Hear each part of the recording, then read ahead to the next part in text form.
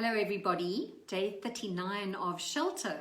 2 days left of our time together in this space. Yesterday we spoke about shame, and I mentioned that the antidote to shame is empathy. So I thought that it would be appropriate for us to talk through what empathy skill sets look like and what is actually required of us to be able to walk in this skill set. So empathy has got, there are three different types of empathy skill sets. The first one is cognitive empathy. The second is emotional empathy. And the third is empathic concern. So all of these three empathy skill sets are actually fundamental leadership success skill sets, and also social abilities. And with them, you're going to find that they also have some liabilities that come along with them. And we'll have a look and see what that looks like. So the first one is cognitive empathy. And cognitive is everything that's happening in your head space. And it's your ability to be able to take the perspective of somebody else without looking through your own lens and putting onto others your own thoughts, your own feelings, your own opinions about a specific situation. So it's perspective taking, looking at it through somebody else's lens and their truth. And this is, of course, an incredible skill set to have as a leader in terms of communication and also feedback skills. Feedback is a really, really difficult skill set to have, and a lot can go wrong for us if we're not actually engaging in this appropriately. Now, I did mention that there are some liabilities. Now, the downside of cognitive empathy is actually where there's a bit of twisted motivation, and we use it to manipulate people. Now, if you only care about yourself and not the other person, it's a very easy place to step into and take advantage of somebody. And very, very often we find this cognitive empathy, where it's not used correctly, we find it very, very often in narcissistic leaders. And we all know how many of those we are faced with and working with in leadership today. The second skill set is emotional empathy. Now that's got everything to do with our hearts, okay? So we're engaging our hearts here, and this is I feel with you. It's really connecting with something inside myself emotionally that I recognize that I can connect with you in terms of whatever the situation is.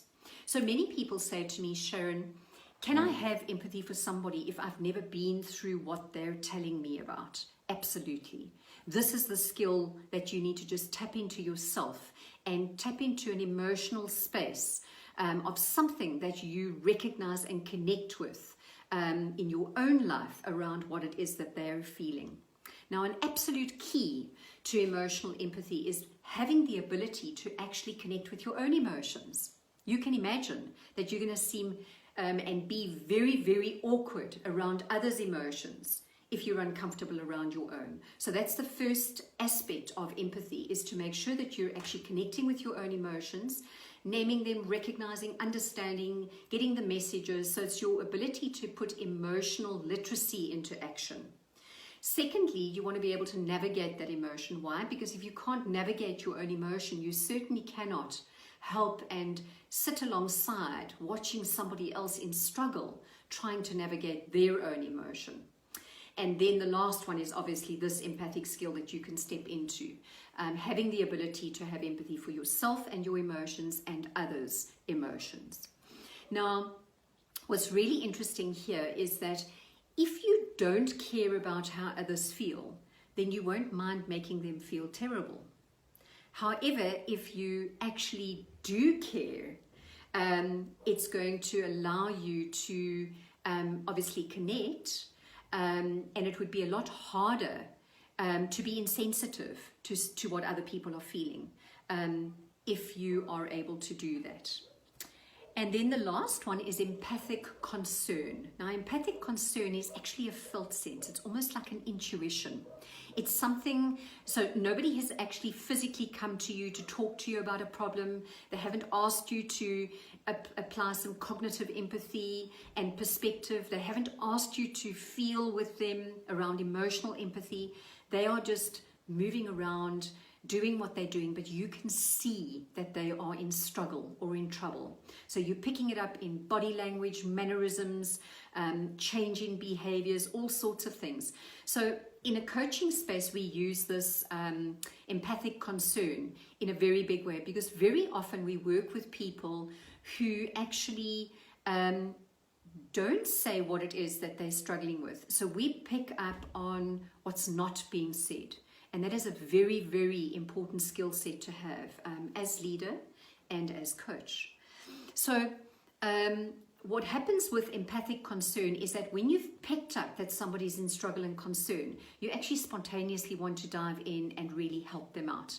And this is in a healthy way. We're not talking about rescuing here. We're talking about really genuinely meeting with someone, giving them corrective feedback, being able to actually genuinely shift them emotionally, perhaps help them grow a new strength, and help them just do better in whatever situation they're finding themselves in.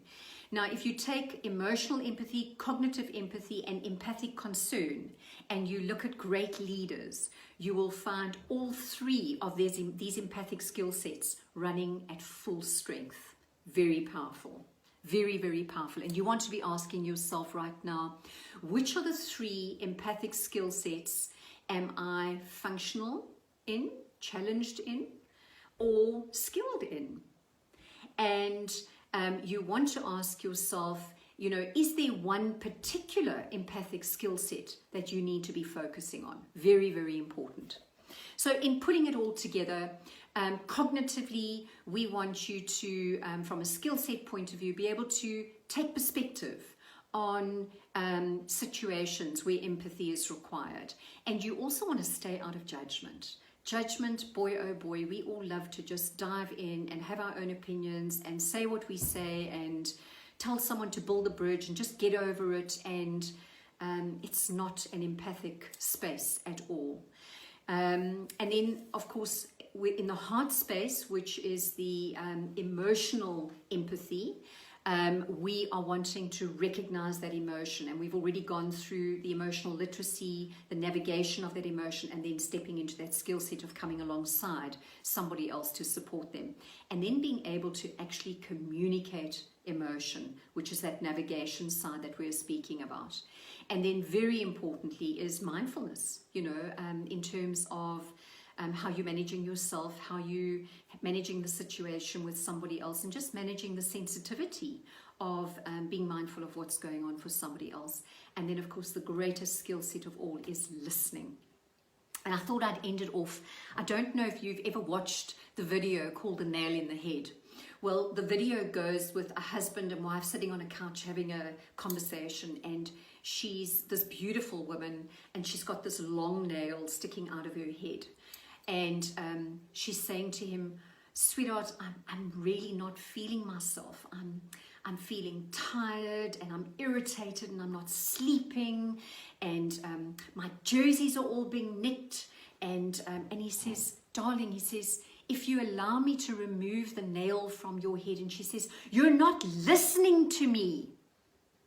And that's really the fundamental of empathy, is to stay out of judgment, have these beautiful listening, active listening skills, perspective taking, and recognizing emotion. And I'm telling you, when you sit there and you hold that space for somebody else in empathy, utilizing your head, your heart, and your intuition to show up with empathy, you are going to allow that person to remove the nail from their own head. We love to get to our own solutions. So let's hold that space for others as we apply some empathic skill sets, which is so desperately needed in this world. I'll see you for our final day tomorrow. Have a good evening.